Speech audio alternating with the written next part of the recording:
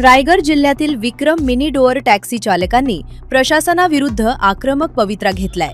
व्यावसायिक प्रश्न सोडवण्यासाठी 9 मार्चला विधान भवनात मंत्री भरतशेठ गोगावले आणि प्रताप सरनाईक यांच्या उपस्थितीत बैठक झाली होती।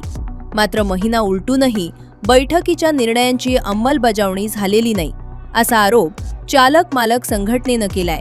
मंत्र्यांच्या निर्देशांना अधिकारी जाणून बुजून केराची टोपली दाखवत असल्याचा संताप व्यक्त करत आज उपप्रादेशिक कार्यालयात काम बंद आंदोलनाची हाक देण्यात आली आहे। प्रशासनानं आंदोलन मागे घेण्याची विनंती केली असली तरी प्रलंबित प्रश्नांवर ठोस तोडगा मिळेपर्यंत मागे न हटण्याचा निर्धार टॅक्सी चालकांनी व्यक्त केलाय।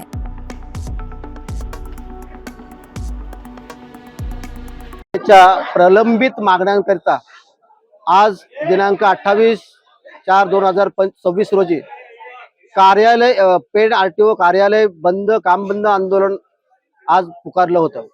परंतु माननीय इथले उपप्रादेशिक परिवहन अधिकारी सूर्यवंशी साहेब यांनी आज आम्हाला 4 तारखेचं VLTDच्या संदर्भात निकाल 4 तारखेला मीटिंग बोलवलेली आहे आणि त्या मीटिंगमध्ये निर्णय होणार आहे।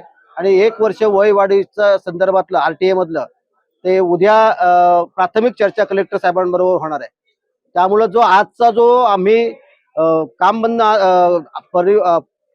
प्रादेशिक परिवहन अधिकारी कार्यालयावर जो काम बंद आंदोलन ठेवलेला होता तो तुर्तास आम्ही स्थगित करून जर आमचे ह्या 6 तारखेपर्यंत आम्हाला लेखी स्वरूपात जर निर्णय न मिळाला यापेक्षा उग्र आंदोलन होईल।